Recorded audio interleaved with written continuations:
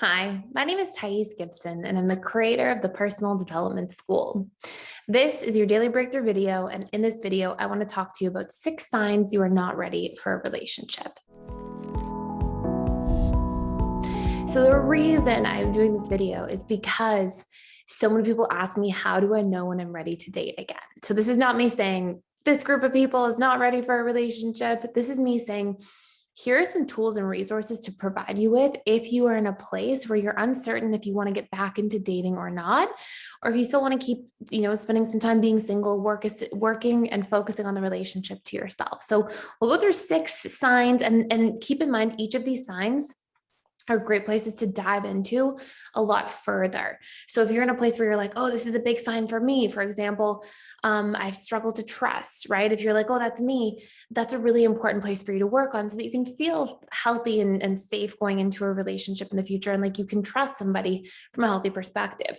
So anyways, I'll go through all of this and the 6 signs in just a moment. If you are a viewer of this channel and haven't already subscribed, I would love and appreciate if you do.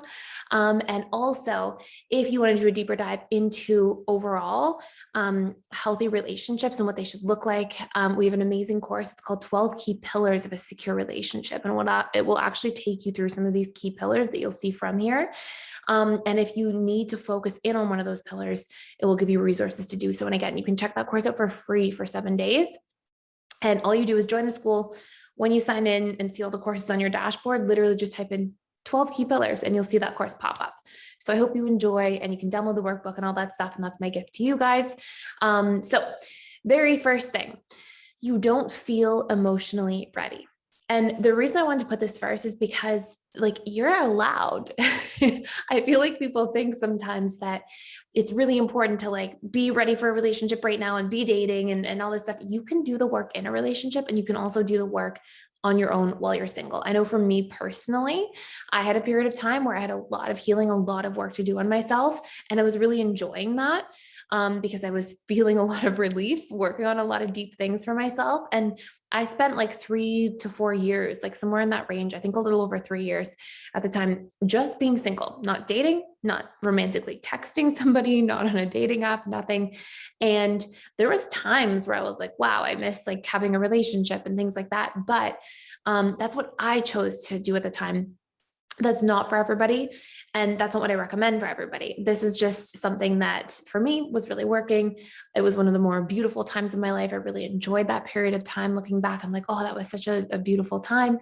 And you can also decide, I want to be in a relationship and I want to do the work well in the relationship itself. What I found personally and what I found working with many, many clients over the years is a lot of times you'll do a lot of work out of the relationship and you'll be way ahead of where you would have been if you hadn't done the work at all. And then you'll get into the relationship and you'll be like, oh, I have to do this and this still. And these things will pop up. And relationships are mirrors. They're beautiful.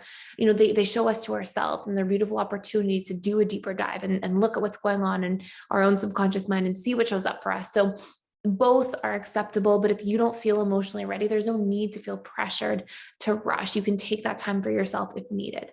Number 2, you find yourself playing the role of the rescuer. I had a friend say this to me once years and years ago. And he said to me, you have wounded bird syndrome.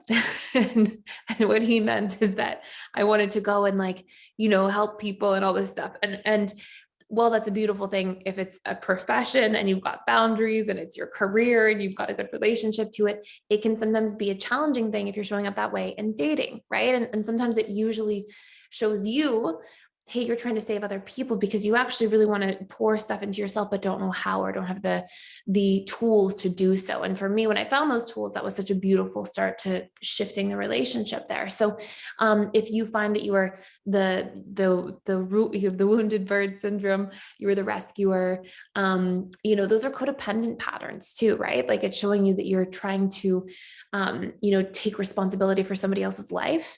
And we can support, but if we're not doing that from a place of boundaries and also equally pouring into ourselves and knowing where that line is between what we can control in terms of how we choose to show up versus what becomes sacrificial to the relationship to self, what becomes us violating our own boundaries, or what becomes like we're trying to almost control somebody else's life for them. That's where we have to really draw the line. So we want to be clear about that.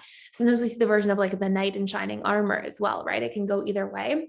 And again, usually these are just codependent symptoms when there's an over intensity of this. This is like a life pattern for yourself. Number 3, you want the rescuer or the knight in shining armor. So if you find yourself in a position where you're waiting for somebody to come along and save you, and sometimes we'll see like polarities of both with people where it's like you want to rescue and be the rescuer, sometimes it's just one or the other as well. But if you're in that dynamic or that place, then it's a good sign like, hey, you are hoping for somebody to come along and save you because there's things in you that need healing, that need love, that need support.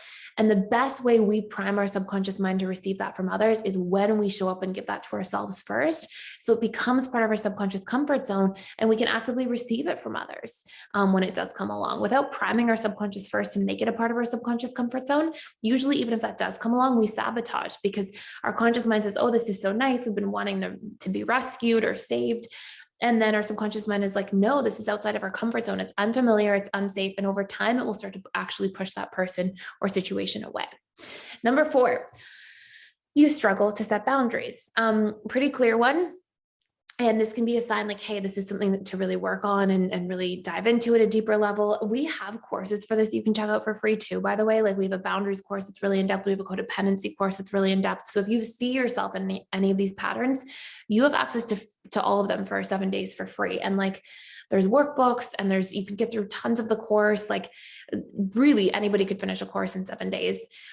So yeah, check those things out if those are resources that you need. Number 5, you have no idea what your needs are, personally or from a relationship. And I can't tell you how important that is, because if we don't know what our needs are, how can we possibly get them met from our relationships? Like if we don't know what we need and we don't express it clearly and specifically to people, we're always going to feel like something's missing.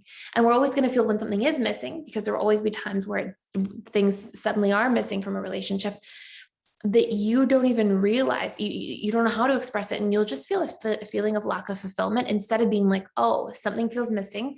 Let me go into my needs. Let me figure out what it is. Okay, this is what I need to communicate so that we can get more fulfillment back in that relationship. And it's a really important part of long-term closeness. So it's a really important thing to work on. And if you don't have this yet, it may be something to focus on before heading into a relationship. But again, you can do the work in a relationship on this as well.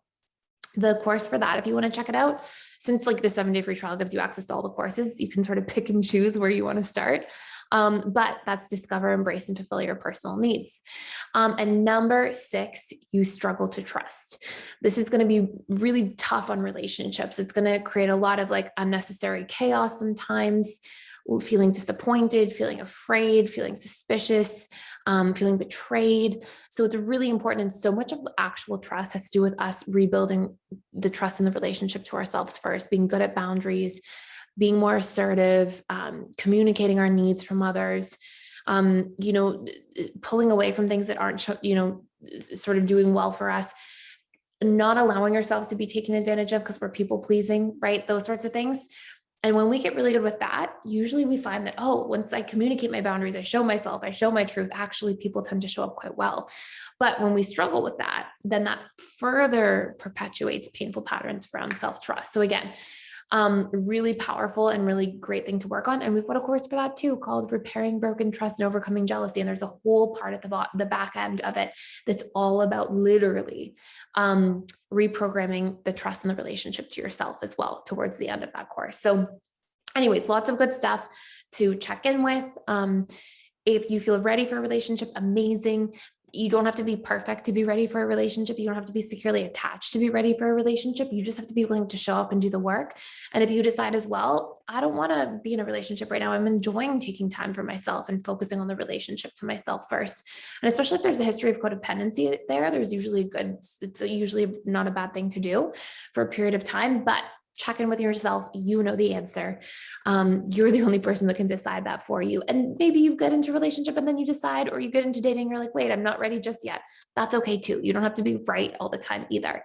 What matters is that you show up and sort of pivot and nurture yourself through the process. So I hope this all makes sense. Thank you guys for watching, for being here. Please like, share, and subscribe if you haven't already, and I will see you in the next video.